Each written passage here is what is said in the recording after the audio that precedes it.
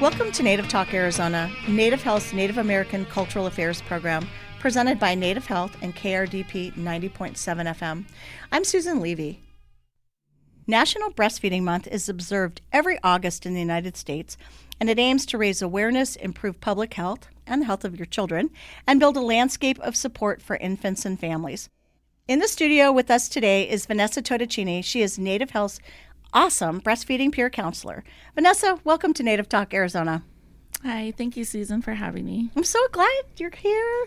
I just think what you do is so important and makes such a difference. So before we get started, tell us a little bit about yourself, your journey. How'd you end up at Native Health? How'd you end up as breastfeeding peer support counselor? Oh, sure. Well, I'd like to introduce myself in Navajo. Yat'e, she'eya, Vanessa Totticini Inishia, Nasta Eja Totticini Nishla, Tohana Bashishchi. Hello, my name is Vanessa Totticini.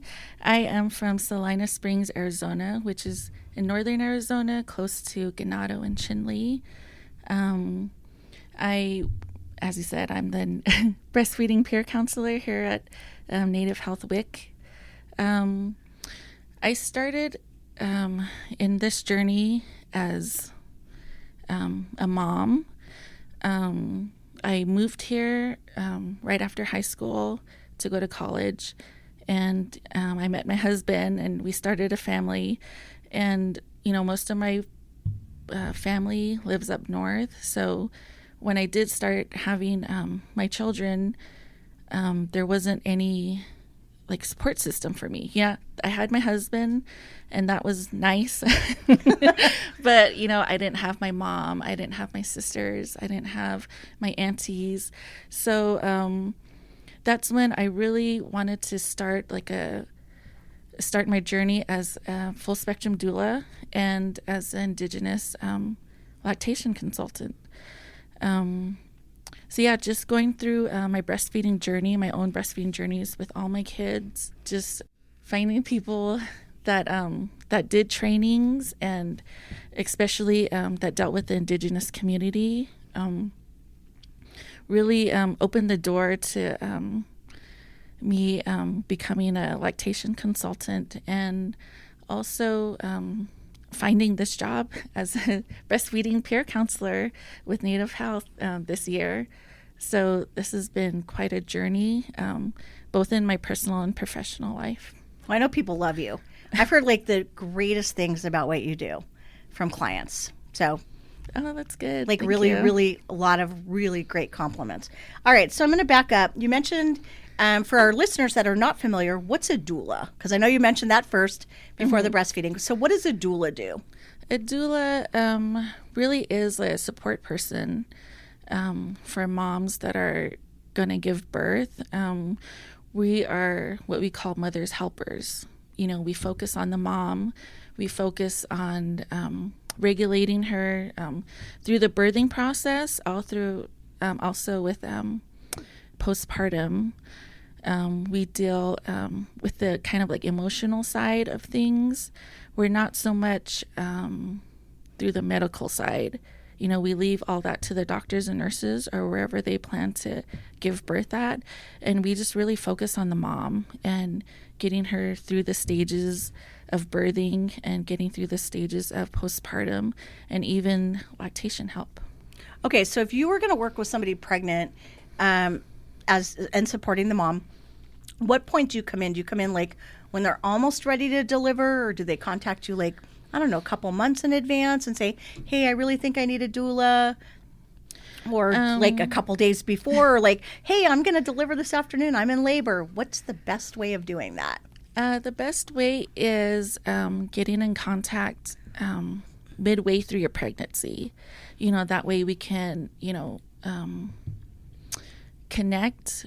We can, start having a relationship, because, birthing is very, very personal. Being postpartum is very, very personal also. You're inviting a person into your home, and they see all the messiness, and they see, the not so pretty side of birthing and postpartum, and moms being tired and babies crying, Oh, so yeah. we like to establish a relationship early on as the best we can. Okay. So that's the doula part. And then you said you stay through the postpartum, generally like a couple weeks or a couple months, or is it different for every person? It's different with every person. It also depends on the support system they have at home. You know, we usually stay for like a couple weeks, just whenever they feel comfortable, continue on the journey without us. What a nice, I don't know, important, welcoming, I don't know, great thing. All right, then let's talk about breastfeeding. So now you are a breastfeeding peer counselor. So what does that mean? I mean, I know, so does a breastfeeding peer counselor mean that you've done it and that's what the peer part means, or what is it? Like? Well, the peer part is being a mom. Okay. You know, understanding the dynamics of being a mom, whether it's being a first-time mom or having little ones, having teenagers, you know, like I've been through it all. So every kind of scenario or situation, you know, I could offer advice that comes with the counseling part. You know, sometimes moms, even though if they had kids, some moms, remember like, oh, this is kind of like the loneliest part of postpartum. You know, I'm alone with my baby at 3 o'clock in the morning. That's true. I'm the only one at home. You're the only one that I can talk to, you know, about these things because my family doesn't understand, or I'm the first one to breastfeed, or I stay at home all day and you're the only person that calls to check up on me, you know? Aww. Yeah. It's hard. I mean, I remember those are lonely, hard, exhausting days. Mm-hmm. You know, if you can get a shower every couple days, and especially your first, it's so overwhelming. And you have such a nice demeanor about you. Mm-hmm. You're so calm and sweet and warm. I mean, you're always non-judgmental, and I don't know. I've worked with you. I think you're pretty sweet. So, thank you, Susan. So I think, okay, so let me ask. I know the breastfeeding peer counselor, so we have a WIC program. So I'm going to actually back up a little bit. Mm-hmm. So we have a WIC program. I know that WIC, which stands for Women, Infants, and Children, is the same across the country, right? Yes. Whether it's in New York, Florida, New Mexico, I don't know, South Dakota and Arizona, it's all the same. You have to be what? Either pregnant or have a child under age 5, and you have to meet the financial requirements. Yes. Is that it? Yes. Okay. And then you apply. Mm-hmm. And we have 3 WIC clinics in Phoenix. I know that. We have one at our Mesa location, one at 16th Street near Campbell, right? Highland. Okay, Highland. Campbell Highland. All right. Somewhere near PIMC, but a little bit north. Yeah. And then we have one at NHW Community Health Center. Mm-hmm. All right. So if I came in and I was, let's say, pregnant and I'm signing up for WIC, and I wanted you to help me. Mm-hmm. Do I just go in and say, hey, I'm at WIC and I'm enrolling and I heard Vanessa and I want to find out more about breastfeeding? Is that how it works? Yes. You can talk to one of our WIC ladies, and they'll kind of ask you some questions like, do you plan on breastfeeding, or are you running into challenges breastfeeding, you know, if you already have your infant? And then, you know, they refer clients to me. And so I get in touch with clients and ask the clients, okay, like, if you're having problems or if you're having questions, you know, we can talk through it. I also have like a lot of resources I can give clients. But also you've been through it. Yeah. And I think as somebody who doesn't know, or is just starting their journey, they're pregnant and going to have their first child, or they've just had their baby or whatever, mm-hmm. I think each time you breastfeed, there's a different challenge, you know, whether babies don't latch on or they're premature or, I don't know, tongue-tied. I mean, I think there's just so many different scenarios. And it, you know, is it painful? Is it not painful? But I think that your support and the benefits. I mean, so let's talk about like the benefits of breastfeeding. I know there's a ton, and what would you say the top 5, if you can think of 5 off the top of your head, for breastfeeding? I know it helps with allergies, right? Uh-huh. And ear infections. Uh-huh. Yeah. So breastfeeding does have a lot of good qualities, especially now that we're getting into back to school. Kids come home, older siblings come home with like germs and whatnot from from their classmates, and they might have a little baby at home. So that definitely helps with the baby's immune system, and not just the baby, the mom. Helps with both of their immune systems. Not a lot of people know that. Breastfeeding also has a lot of benefits for mom also. I know the Native community, we deal with high blood pressure and type 2 diabetes and, all these other things. And breastfeeding, the longer you breastfeed, the more those health issues that could come later on in life are greatly reduced. I'd say, 20-30% reduced. That's awesome. Yes. I think a lot of things is when you talk to people, I know that one, it's always convenient. Mm-hmm. You don't need to make a bottle. You don't need to buy anything. Mm-hmm. So it's less expensive. It's healthier for sure. And isn't it that breast milk makes exactly what your baby needs? Like kind of adjusts to if your baby needs more milk, less milk, or maybe the makeup of it. Is that true? Yeah, definitely the makeup. Just for example, when baby is sick, baby actually, part of their saliva helps the mom create antibodies that helps the baby and also helps the mom. So even if the mom is sick, the baby can get protected because the mom passes on the antibodies to the baby. So I know this was a really hot topic during COVID, and it's a hot topic, during flu season, because people always ask, oh, I have COVID or I have the flu. Can I still feed my baby? And it's yes. Breast milk is actually milk medicine. Oh, definitely. And good for the baby. I know also, I think, isn't it also better that it reduces cavities later on too? Thought I read that. Maybe not. Maybe I dreamt that. Yeah. I don't know. Breast milk does have a lot of good things, less sugar than cow's milk or formula, So you probably don't get as many baby bottle carries. Yeah. Okay, so do you have, since you've been at Native Health, do you have like a favorite breastfeeding story? Like where you lay awake at night or you wake up or you're having your cup of coffee in the morning, you're like, wow, this made my whole day or my week or my month.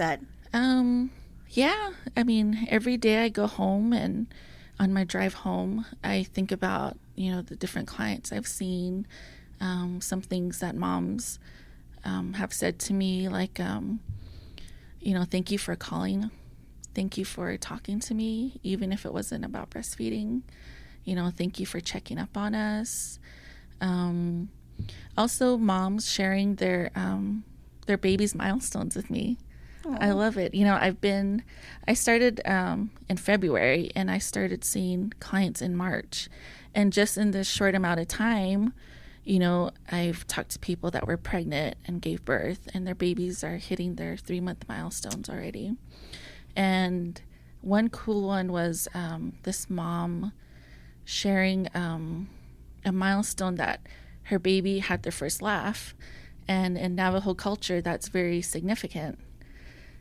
So she wanted to share that with me, and we were talking about what to plan and how it's going to go and what to expect. And, our whole conversation was just about that.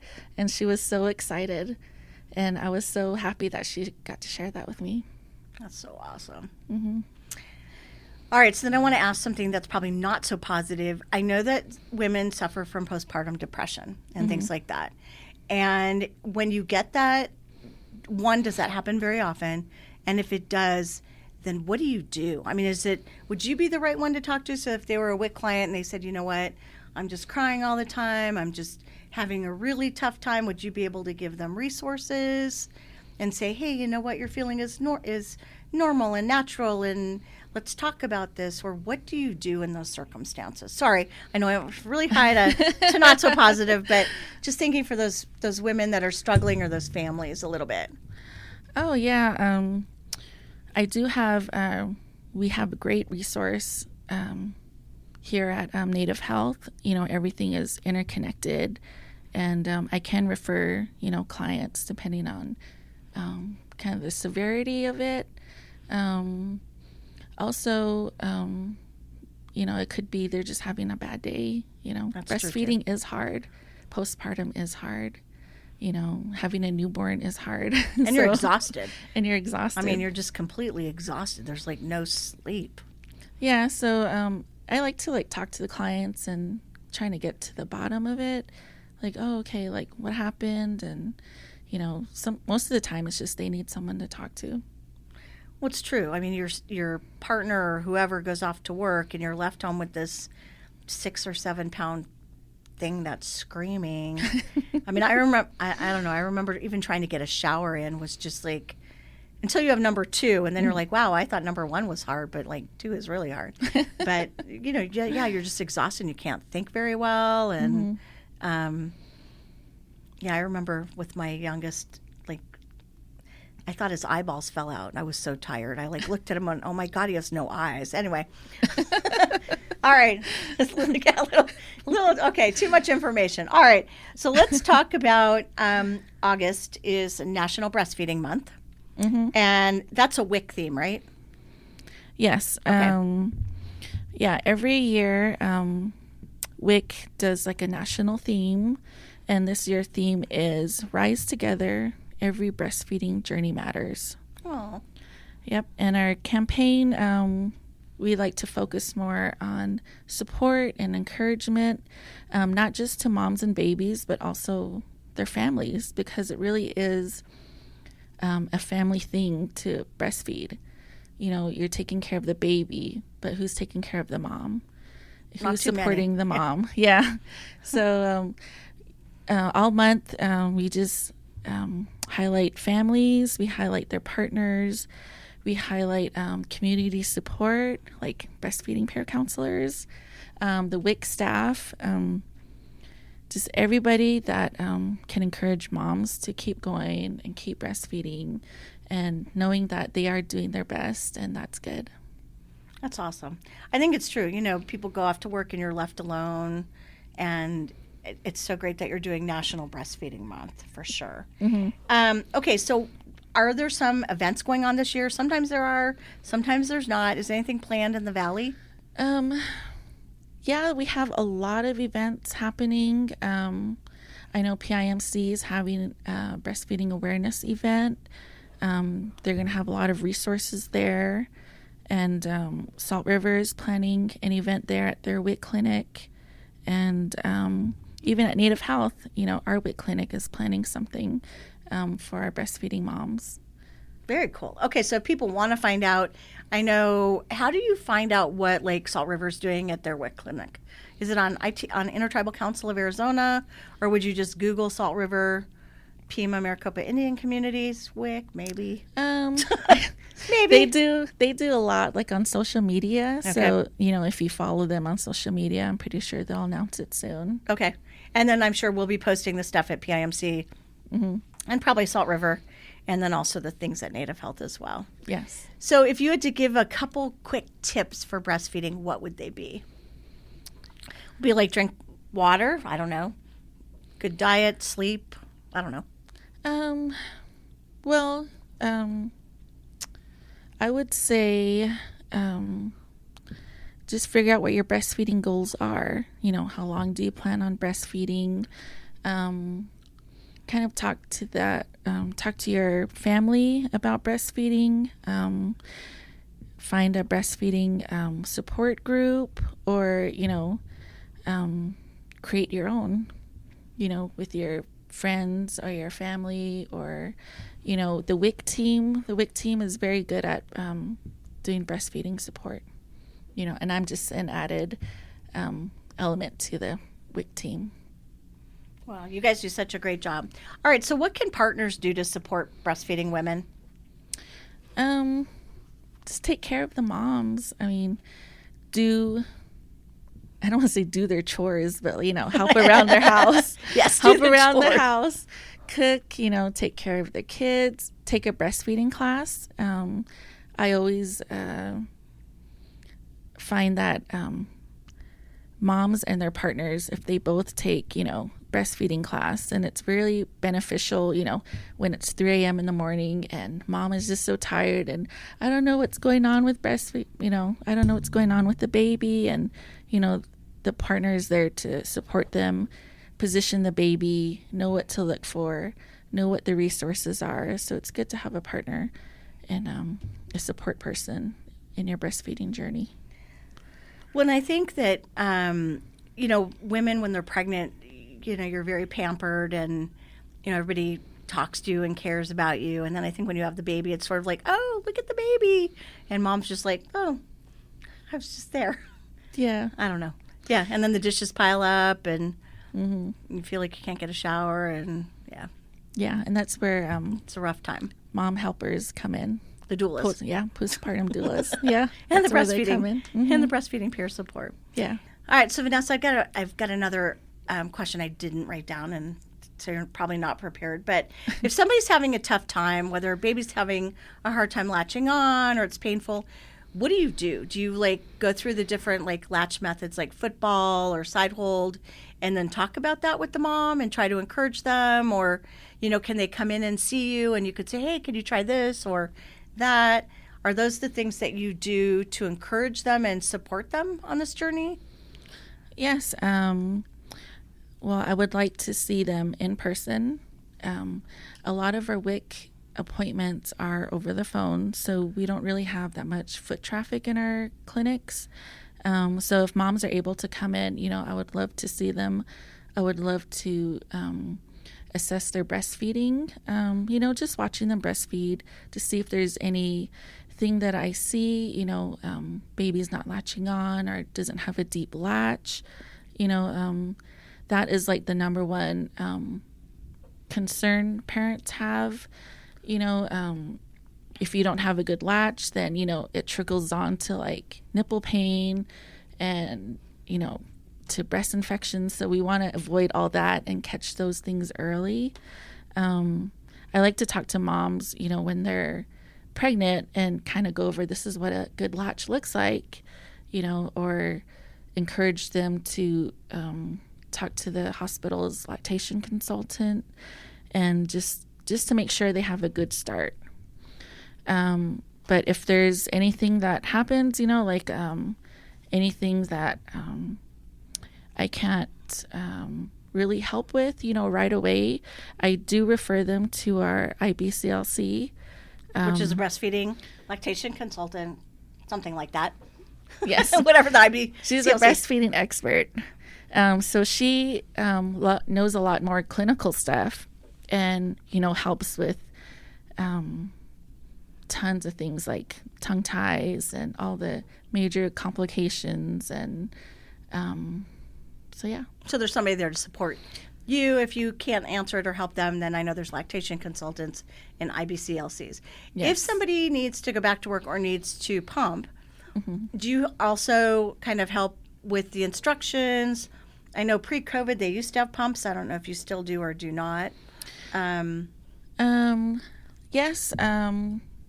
Pumps are reserved for moms that are going back to school, back to work, that are going to be away from their babies, 6 hours a day, for an extended amount of time. We can definitely help them out with breast pumps. And I also do instructions on how to clean, how to sanitize, how to prepare, how to store breast milk. All of those things have guidelines, and we just want to make sure baby is safe. So then you'll go through all that with them and then help them get the breast pump. Yes. Yeah. In my case, it was a preemie and could not breastfeed. Far too little. Yes. So yeah. I know sometimes you get preemies and they can't breastfeed for a while. Yeah. Then they need the milk though. Yes. But they can't. They're just not strong enough and big enough. So. Yeah. Okay. All right. So how can our listeners find more information about National Breastfeeding Month, Native Health's WIC program, our awesome breastfeeding peer counselor, Vanessa, who's with us? How can they contact you? You can follow us on social media, Native Health WIC. You could call the WIC clinic at 1-800 470-5930. Or if you are a WIC participant and you're having difficulties with breastfeeding, or you want to learn more about breastfeeding, you could tell our WIC clerks to get a referral, or you could call me directly at 480-273-4624. Well, Vanessa, thanks so much for coming on. You really do such a tremendous job, and it's so important for women to check out breastfeeding and try it and keep the baby healthy and the mom healthy. So thanks for coming on, and encourage our families to check out Native Health's WIC and National Breastfeeding Month. All right. Thank you, Susan. Thank you for having me. Coming up next on Native Talk Arizona, host Susan Levy talks with Corinna Emmerich and Leanna Shiwi about the upcoming Indigenous Fashion Week, happening September 10th through the 14th in New York City. Support for KRDP 90.7 FM comes in part from Native Health, with 2 locations in Phoenix, 4041 North Central Avenue, Building C near the corner of Central Avenue and Indian School Road, and at 8800 North 22nd Avenue. Native Health is also located in Mesa at 777 West Southern Avenue, near the corner of Southern Avenue and Extension Road. And Native Health provides primary medical services at the new Guadalupe Health Center, 6725 South Priest Drive in Guadalupe. Native Health provides primary medical, dental, behavioral health, WIC, and wellness services for the urban Native American community. For more information, call 602-279-5262 or visit our webpage at nativehealthphoenix.org. Native Talk Arizona returns after this song. You are listening to Strong Woman by Ray Zaragoza.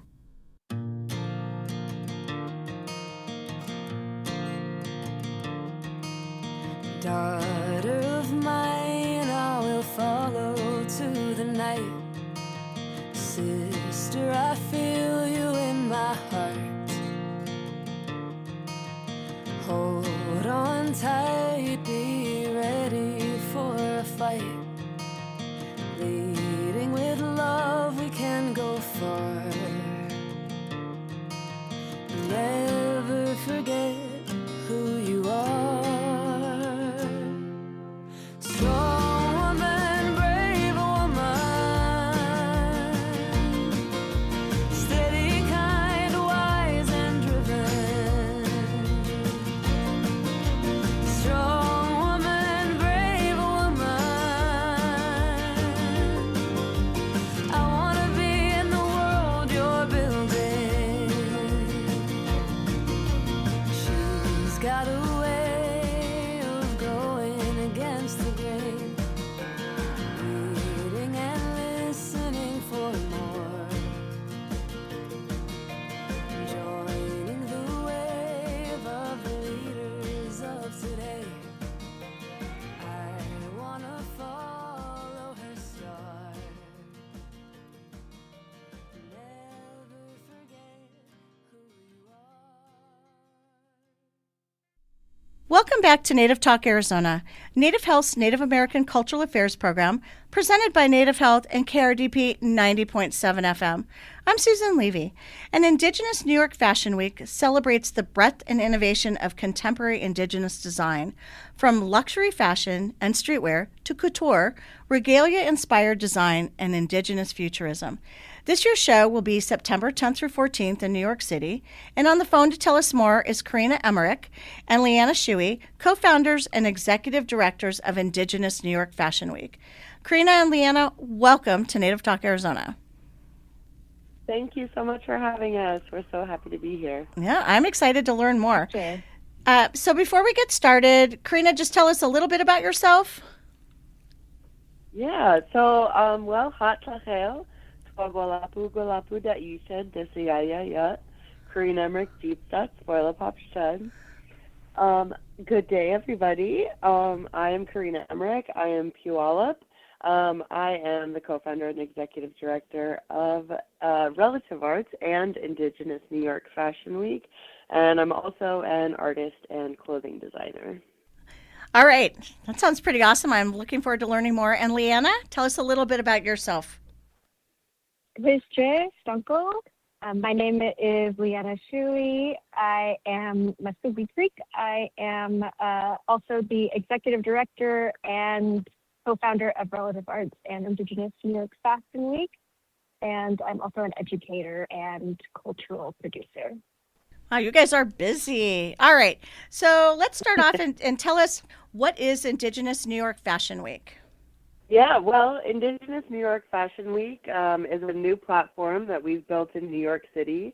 Last year, 2025, was the inaugural event where we were able to host over 25 different Indigenous contemporary designers here in New York City during New York Fashion Week. This year, we will be hosting 30 designers over 3 days with a lot of different satellite programming as well. We are, now this year, we have opened up the applications to the global Indigenous community. So we have representation from all over the world, which is really exciting. And we are just so excited to be able to bring 30 designers to show in New York City and really get the press and recognition that they deserve on these platforms. And so, Leanna, when is Indigenous Fashion Week? Indigenous New York Fashion Week is going to run September 11th through the 15th, with runways on the 11th, 12th, and 13th. And as Karina mentioned, we have a ton of auxiliary events that are going to be going on, not just in Manhattan, but in Brooklyn as well. I know that I think for our listeners that aren't familiar, New York Fashion Week overall is a big event. Is that correct? Is it still really big? Yeah, New York Fashion Week is a huge, just iconic event that's been happening in New York for a really, really long time. The Council of Fashion Designers of America and the New York Fashion Week calendar has been around since like the 1940s. So it's this really long legacy of celebrating fashion design and fashion designers in New York City and giving people a platform to really share their work on a global stage. Historically, Indigenous people are continually left those conversations, and it's really unfortunate. We just actually got like a new Indigenous CFDA member, which is Jamie Okuma, who I think a lot of people know. But that's the first representation we've had really on this large of a platform in New York City. So this year we have just worked so hard to continue to get more names on that calendar. So we actually were able to work directly with the Council of Fashion Designers of America, who make the official New York Fashion Week calendar, and we are officially going to be listed on the calendar, bringing 30 contemporary Indigenous designers with us. We're so excited. It's the first time that we've had this kind of like real locked-in recognition in New York City. When Leanna and I opened Relative Arts 3 years ago, it's a boutique that celebrates Indigenous art, design, music, so many different things. We do a lot of performance activations as well. But so much of the Indigenous identity in New York City is bulldozed over, and that's just something that we have a mission to bring back and bring to the forefront of the cultural fabric of New York itself, and remind people not only that we're still here, but that we've been here since time immemorial. And we get to celebrate on Lenape lands, which is so great. We have some great connections with different Lenape people throughout our journey working here in New York. And we're just excited to bring kind of attention and some tradition and really celebrate the diversity of Indigenous art and design that comes through New York City and build a platform. I think it's so important. We have so many kids that are coming through New York as well, going to college, to give them these opportunities and places to look up to and goals to reach. And we just couldn't be happier. Now here in year 2, we're already just soaring from the first year, and we have so many incredible events, so many incredible performers, and so many incredible designers. We'll also be hosting about 120 different Indigenous models from all over the world. So it's going to just be an incredible gathering, just celebrating each other and uplifting each other. Wow, it sounds like it's going to be really exciting. How do you choose or select the designers, models, and artists? I know that when we saw the post, we did post it, and you had a tremendous response off our social media, directing them to contact you. But is it competitive? How competitive is it? Yeah, well, the amazing thing is that we do have 30 spots available. So we're able to show a lot of different styles and designs. So this year we have 6 full runways, 10 designers a day. So we have 30 total designers separated in categories like emerging designers, streetwear, couture, luxury, thought leaders, more of the avant-garde, more traditional practices. A lot of the traditional practices, of course, are landing in our couture category, where the things that are really paid attention to detail, made with intention, and really thinking about what fabrics and materials you're using. And I think as indigenous designers, we've always kind of been couturiers.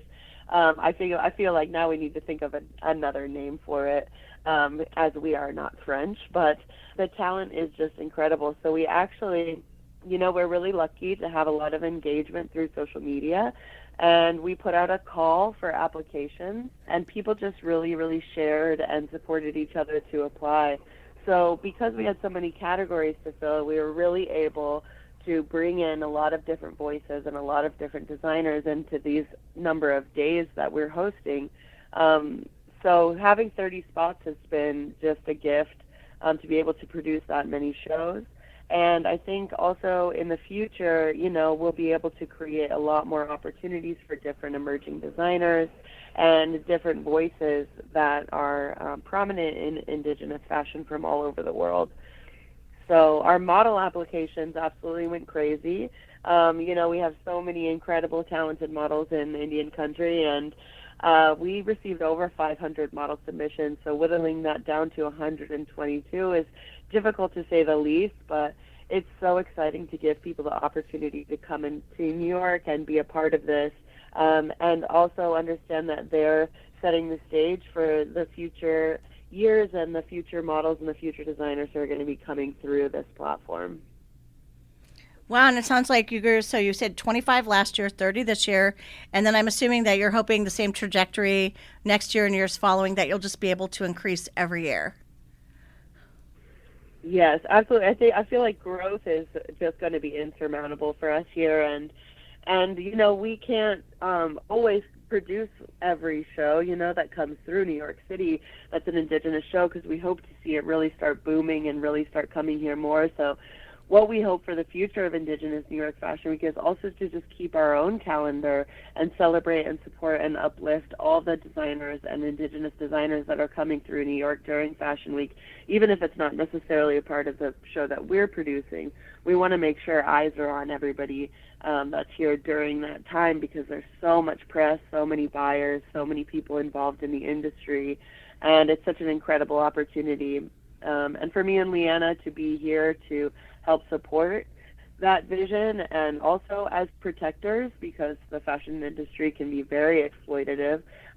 We just feel so honored to be able to have this goal and this event to really welcome people into the fashion scene in a community way, in a loving way, and in a relational way. Well, you sort of answered it, but what do you hope are some key takeaways when people experience Indigenous fashion, art, and music?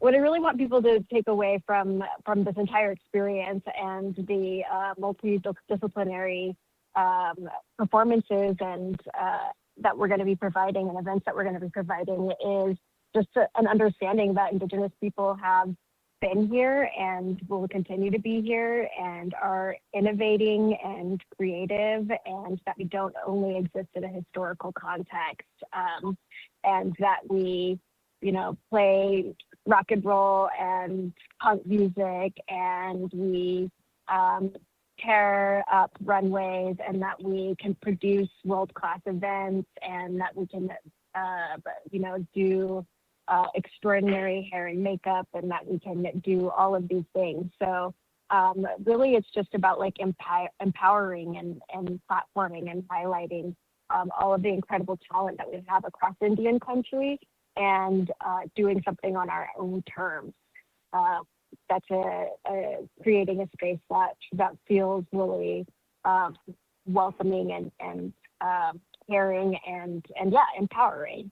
I wanted to, while we were talking about the process for choosing the designers and the models, the reason why we have 120 models that we're going to be hiring this year, giving opportunity to this year, is because we had such an overwhelming response to our call for models, and we wanted to make sure that we could have as many people given an opportunity as we could, and not just relying on hiring the same people or hiring,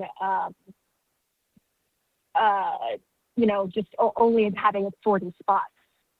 We knew that we had 3 days of runways and that it was more important to us to give more models opportunity than to limit the number of models we had, just for, even though that would maybe be easier on our end logistically. So, really, I just hope that people take away from this entire production and all of the events that we have that Indigenous people are here, and we are building our own sustainable futures of community and reciprocity.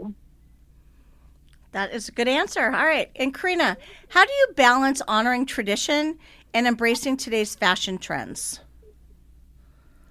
Yeah, absolutely. That's one thing that I think is really important for us to talk about. And I think sometimes it goes back to this expectation of stereotypical design in Indigenous work. Like, one thing that we really, really like to promote is, contemporary Indigenous design and innovation that's happening, and really talking about where we're going into the future and what our futures look like. And innovation can be obviously inspired by the past, by our past traditions. One thing that we're really focused on is moving towards a more sustainable future in fashion. So we really like to promote people who are doing innovation in upcycling, innovation in natural material use, innovation in using traditional techniques in a contemporary way. We've seen a lot of incredible weaving, a lot of incredible screen printing. The way people are activating different adornments like dentalium has been absolutely beautiful.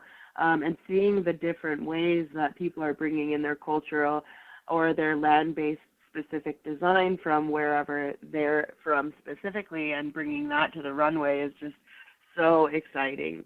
And it's just been such a blessing too, being able to celebrate our culture through our fashion, where historically it's something that was oppressed from us, that was taken from us, that was outlawed from us.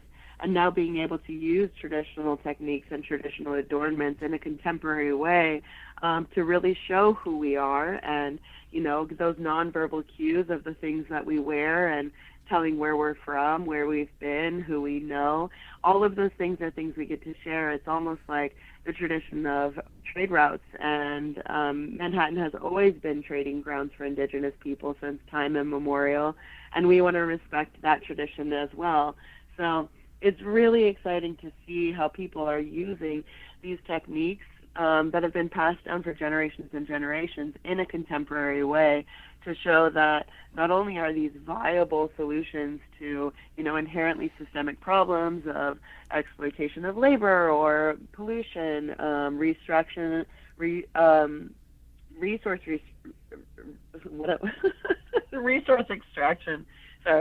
or resource extraction.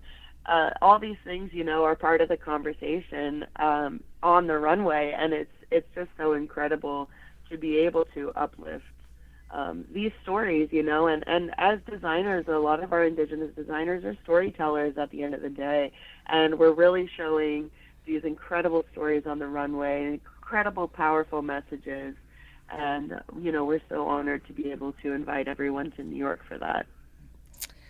So it's going to be an awesome event. Is there any other way except to see it in person? Are you going to stream it or any other options?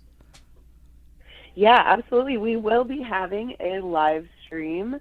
We have a website. It's indigenousnyfw.com, where we will be having a live stream. And also this year, we have some satellite events where the live stream will be happening if you're not able to get tickets to the show, but you're in New York City. So you can view the live stream at Relative Arts in the East Village at our store, 367 East 10th Street.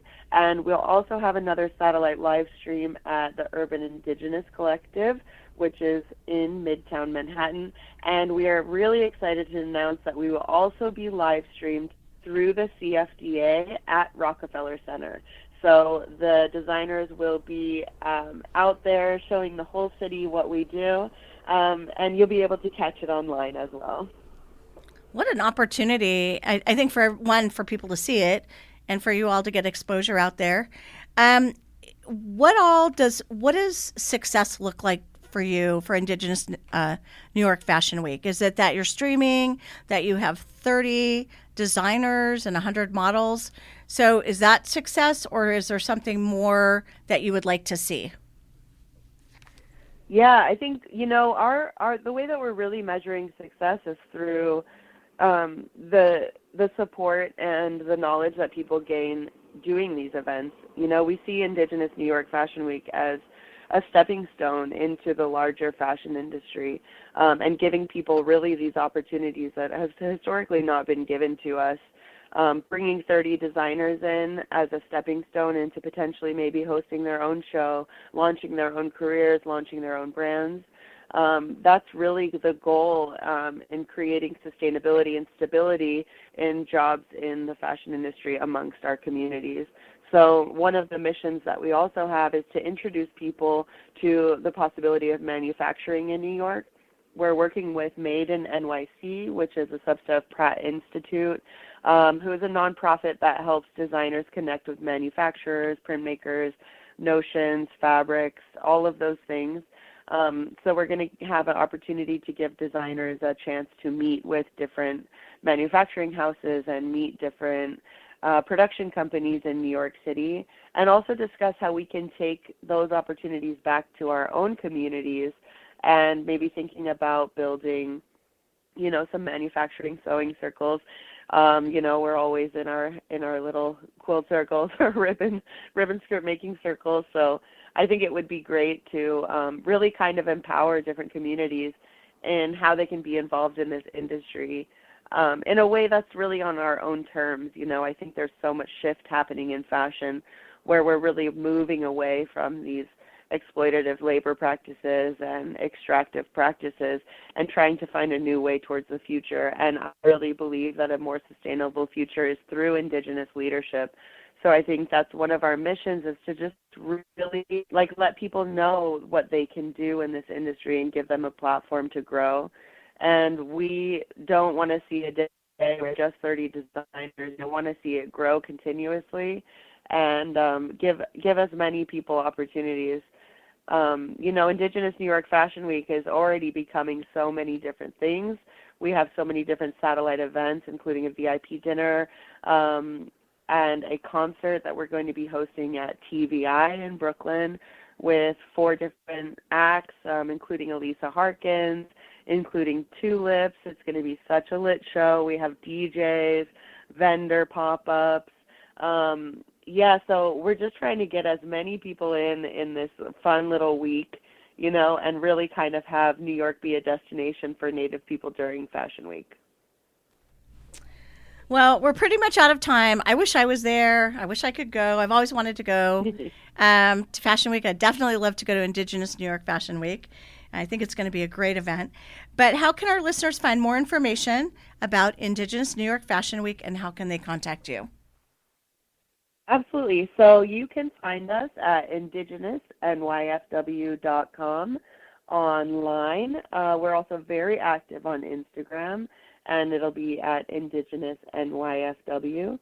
And for any contact, a great way to get in touch with us is through Relative Arts. So you can email inyfw@relativeartsnyc.com, and that is perfect for all your Indigenous New York Fashion Week questions. All right. So thank you so much for taking the time to chat with us today, Karina and Leanna. I wish you the best and the most success. I know it's going to be an amazing Indigenous New York Fashion Week, and I can't wait to have you back on and hear what happened. So thank you. Yeah. Thank you so much. Hello. Have a good day. Well, you got to come soon.